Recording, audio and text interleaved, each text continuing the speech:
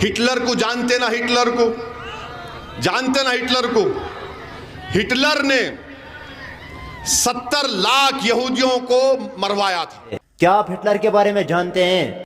मतलब जानते तो होंगे बहुत ज़्यादा, बट देखा नहीं है उनको, लेकिन उनके बारे में हमें बहुत ज़्यादा मालूमात नहीं है। आज के इस वीडियो में हमें बहुत ज़्यादा मालूमात हासिल होना है, वो भी एक मानी जानी पहचानी हस्ती के ज़रिए, जिनका नाम है असदुद्दीन ओवैसी साहब। अपने इंडिया में छाया हुआ है, उनका वीडियो लेकर आज हाजिर हूँ। हिटलर के बारे में असदुद्दीन ओवैसी साहब ने बहुत ज़्यादा इन्फॉर्मेशन दिया है इस वीडियो में।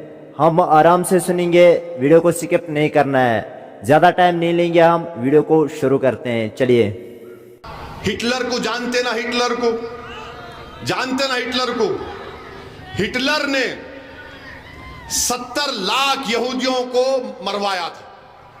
कितने? 70 लाख। और कैसे मरवाया? पहले हिटलर क्या किया मालूम आपको? पहले बोला कि यहूदियों के खिलाफ हेट स्पीच दो, हेट स्पीच दो यहूदियों के खिलाफ। यहूदी बदमाश, यहूदी जर्मनी के नहीं हैं, यहूदी जर्मनी के बाहर के हैं, यहूदी लफ्ज़ जिहाद करते, यहूदी धर्म परिवर्तन करते। समझ में आ रहा? दिमाग में बात बैठ रही? समझ में आ रहा? वो हिटलर करता था। फिर हिटलर ने क्या किया? पिक्चर बनाया। उसका अंग्रेजी नाम उस पिक्चर का शायद 1940 में इटर्नल जू था। उस पिक्चर के जरिए हिटलर ने जर्मनी के जर्मन्स में यहूदियों के खिलाफ नफरत पैदा कर दी। और उसके बाद क्या हुआ? कत्लेआम हुआ यहूदियों का। मोदी जी, हिटलर ने ऐसा काम किया था। इटर्नल जू एक पिक्चर बनाई थी, उसका जर्मन नाम याद नहीं आ रहा मुझे। फिर वो क्रिस्टलाक का एक वाकया हुआ, राइस्टाग को जला दिया गया। उसके बाद यहूदियों का कत्लेआम हुआ। ये समझो बात को आप। भारत के प्राइम मिनिस्टर हैं, 133 करोड़ जनता का प्राइम मिनिस्टर, मगर क्या बोल रहे?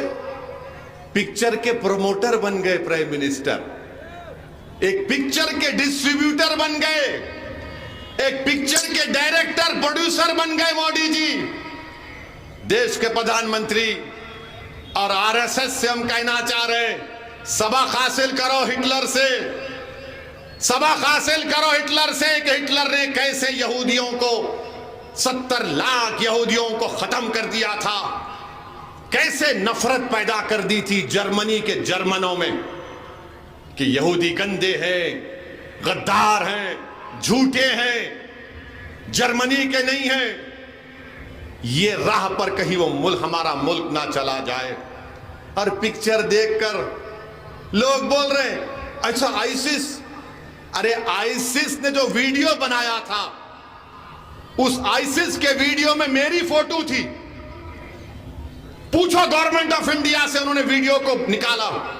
उस फोटो में आईसिस ने कहा कि असदुद्दीन ओवैसी को खत्म कर देना चाहिए। ये अजीब मामला है। आईसिस मेरे को खत्म करना चाहती और भारत में नाथूराम गोडसे की नाजायज औलाद मेरे पे गोली चलाती।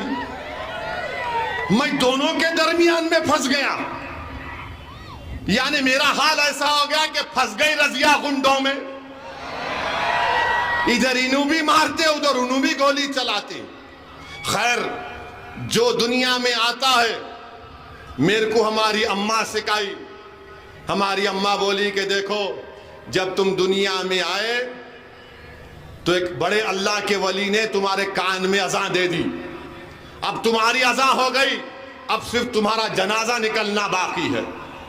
तो मैं तैयार हूं। मैं डरने वालों से नहीं हूं, मैं सिर्फ अल्लाह से डरता हूं और अल्लाह से डरता रहूंगा।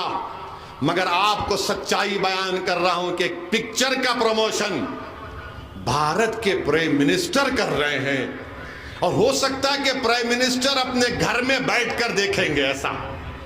Oh very good. बुर्खा पहनकर, ओ बुर्खा पहने, ओ क्या प्राइम मिनिस्टर साहब, इस देश की आजादी में क्या हमने हिस्सा नहीं लिया था?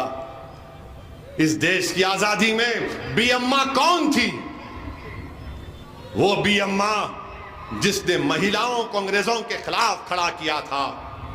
प्राइम मिनिस्टर हजरत महल कौन थी जिसने अंग्रेजों से मुकाबला किया और नेपाल में जाकर उसको बसना पड़ा?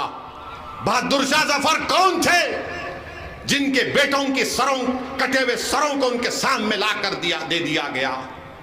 आज आप हमसे कह रहे हैं कि पिक्चर ऐसा है, भारत के प्रधानमंत्री का ये बात, और फिर बजरंग बली के नाम पे वोट दे के बटन दबाओ।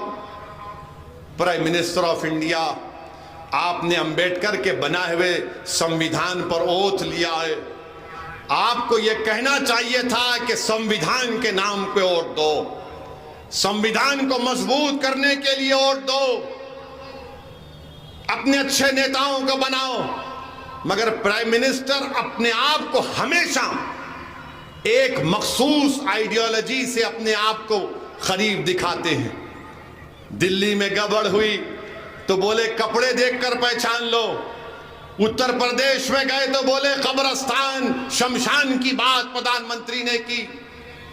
ये प्रधानमंत्री का मामला है। यानी अगर आप कांग्रेस को अहिंदा की पॉलिटिक्स पे वोट दिए तो सिद्धरामैया बन सकते। अब नहीं मालूम डीके खामोश बैठते नहीं बैठते, मगर अहिंदा के नाम पर उनको फायदा और हमको कुछ नहीं मिलता।